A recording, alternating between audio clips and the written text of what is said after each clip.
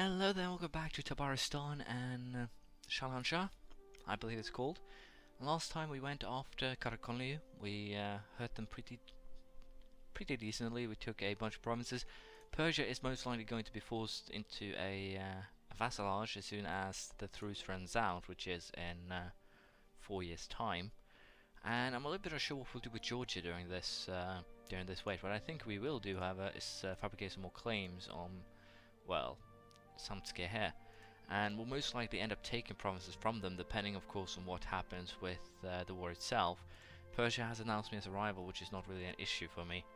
Rebel wise, we kind of look to be in a awkward position, but of course we'll be done before this, and in the worst case scenario I'll just go ahead and lower it. As you can see, the next revolt even later now, thanks to reductions in the revolt risk here, so I don't have to do anything. These things will sort themselves out, thanks to nationalism going away, more or less. Well, at least I believe it's that. No, war exhaustion. My war exhaustion is going down. My apologies, and that is lowering the unrest quite substantially here. So, do I want to improve the situation? I think I do. But as I said here, we are most likely going to. I think I'm going to keep at least Shervan around. They do have quite a base of soldiers, and Georgia actually here ended up taking a ton of provinces that I'm now going to steal from them again, most likely. I will get myself the border with the Ottomans, which is to some degree a very bad choice, but I think I need to either ally the Ottomans or, well, someone else, but I'm a little bit unsure at the current moment. I think Circassia will be what we will annex, however. They seem to be the better choice. They basically have less soldiers than I would like, and that makes them, well, not the greatest people to have around per se. And of course we will try to convert these provinces, although it will take a while, and the missionary is working in Urmia, so we'll move our army over there to lower the downwest gain. Yerevan is still a problem. Urmia also again a problem, but as you can see, they're not actually anyone contemplating rising up, which is of course a really good thing for us. Now I think the Ottoman just declared war. Yeah, they did, and they took Sinjar here.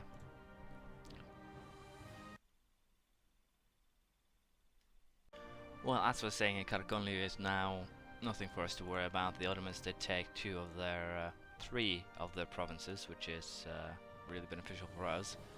And I think potentially we can now just pile on Qara. Potentially the Iraq will break free, and that could of course be really useful, because then I can potentially vassalize them again and keep on moving from there. The fact of the matter is the Timurid Ottoman alliance here is the scariest thing to consider, but it's not something that I can't handle per se. It's just a really scary thing to consider, the fact that I do have that alliance that could seriously screw me over if I play my cards wrong here. So again here, this is one of the ways to get the mercantilism you require. If you have a trader, you can get this, basically lose a little bit of legitimacy for a gain in mercantilism, and I think we're going to take that, although it's probably not the best idea I have right now. Iraq actually broke free, which is really interesting here, and Qara Quonlyu completely collapsed. Now I'm a little bit unsure if I can actually vassalize Iraq here, so let's just do quick maths. 10, 12, 14, 17, 19, 22. I think that might be a little bit too big, but we are going to try. And we're also going to fabricate a claim here on the one province minor that holds Mosul here, Bhutan, and hopefully that will work out to my advantage. Again, I'm taking kind of a risk here, and that reason is really simple to explain. The risk that I'm taking here is that, worst case scenario, the border with the Ottomans will lead to them declaring war on me, and if the Ottomans declare war on me, then the Timurids will be embroiled in war against me as well.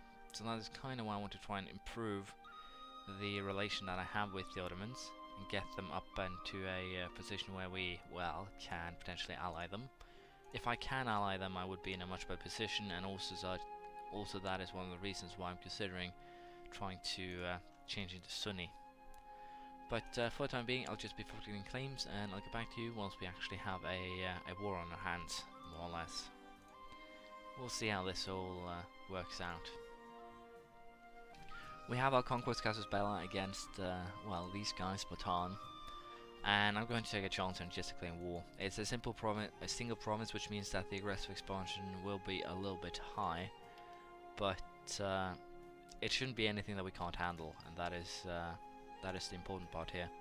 Now, we are also going to clear war on Persia as soon as we can, and the only thing that needs to be taken into consideration is that we want a course to finish before we clear war on Persia, because if not, they will, well, not finish at all, which of course is not a good thing. But luckily enough, the truce do indeed, well, not last, or it does last longer than the time it took to call. So November next year we'll declare war on Persia, and it should be an interesting one, more or less. I should probably move this army back to Urmia to protect against rebels. But as you can see, the provincial unrest now is getting fairly low. War exhaustion is going down, but again, me deciding to declare war here did not really help my case with that, if I may say so. And again, using admin power during war is probably not the best idea, since I do definitely want to get those national ideas up and running, so I can most likely go for religious ideas to speed up the process of annexation, if you will, because that is going to be important. And as I said, I'm pretty sure I will keep both Gaskamuk and Shervan. I will keep them as allies, because as you can see here, they do provide a substantial vassals. They do provide a substantial amount of forces during wartime, and that makes them a really important ally, so to speak. But there we go, Mosul has been taken, and with that we get a border with the Ottomans, which means that I get neighbouring heretic religion, which is a -40 modifier compared to what it well used to be, which is of course not the best. What I could do for just good sport is actually release Qara Quonlyu and use them to my advantage here, rather than vassalizing or force vassalizing Iraq. I think that is actually the better bet in this scenario. I forcefully, or I release Qara Quonlyu, I keep the Persians as they are. I don't think they will get into too much trouble here. Worst case scenario, then end up being killed by the Timurids.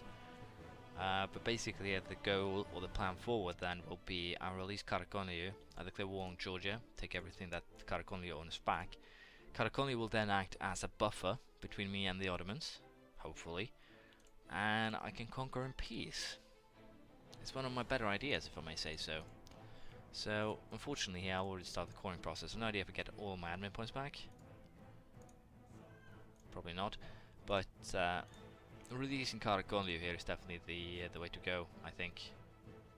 I thought 8 provinces, that is way too much. They're getting everything that I conquered from them. I did not actually consider that. Well, there is one other way to do this, and that is basically to force Georgia to release Qara Quonlyu, then vassalize, and then give them Mosul.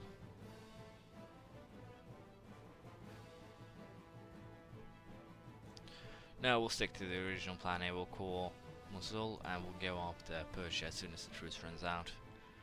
Now I'm basically running out of options here, or ideas, is probably the better way of saying it. But we'll fabricate another claim before war, I think. I'm going to fabricate another claim on Georgia, I think I can. Nope, I can't. So we'll just wait here until we can declare war on Persia, then we will fight them, then we'll go after Georgia, then we'll go after Iraq. So we're going to get into a pretty awkward, awkward bunch of scenarios here. Potentially I might have to attempt to not vassalize, ally the Mamluks in order to get myself into a little bit of a better position in terms of fighting power. But my best bet here is basically the Timurids imploding, which is not something that I think will happen. The only way that can really happen is if the Khanate falls apart, but it's one of those doubtful things that probably won't happen no matter how much you want them to. Did I actually forget to fabricate a claim on Tabarestan? I did. So, my bad, we'll wait a year and then we'll declare war. Interestingly enough, the coring on Mosul led to another culture being accepted, the Kurdish culture.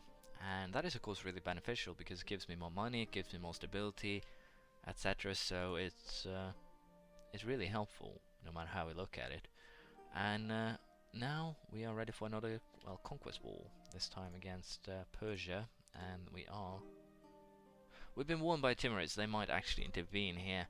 Now, they are kind of too big to actually bother with this. Now, the big question is, can I declare war on... We have been warned. Okay, so basically anyone that borders Timurids could be attacked. I didn't actually notice that warning, which is kind of the weirdest part here. Apparently these guys do have some something that they want. They want Mingrela.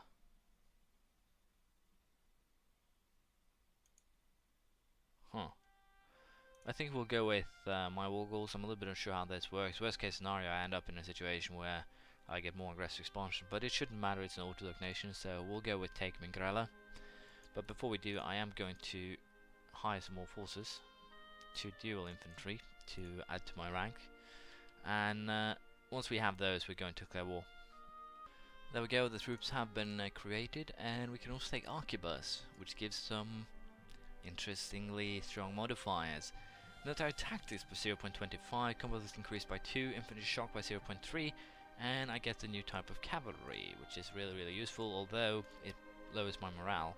Now, interestingly enough, these guys are still military attack level 4, and the Ottomans are 5. What I'm kind of thinking here is actually using the warning to lure the Timurids into a war with me. They are really strong, let's just be honest about that, but I think if I declare on someone they have warned, they cannot call in their allies, which means that the only thing that I really have to worry about here is a Timurid force of, well, 30,000, 60,000 if you will. But again, if I just aim at saving money after this, the warning runs out in 82. So what I think I'm actually going to do is find Georgia, and then we're going to save up money, basically keep at peace to get the local autonomy of the provinces down, to gain more money, manpower, etc. And then we're going to, as I said, declare war on the Timurids, or Persia, with the goal of dragging in the Timurids, which of course will be really useful. And potentially then we can also go do the same trick with Iraq, if the warning is still valid after one war. I don't think it will be, but who knows, it's kind of an awkward one. But we're going to declare war, take Mingrela. And these guys also have military attack level 4, so I should, in theory, have a far superior army than them. And as is shown here, kind of a quick victory. But I'm going to try and hunt it down and destroy it. I actually forgot to put a leader on my army, which is kind of horrible. Horrible decision altogether. But even so, we are winning battles, which just again goes to show just how strong my army is compared to theirs. And I don't know why, but every time I have a good chance here of taking someone down, there seems to be some rebels popping up everywhere. And that is of course not the best, but it is what it is, and there's not really too much I can do about that.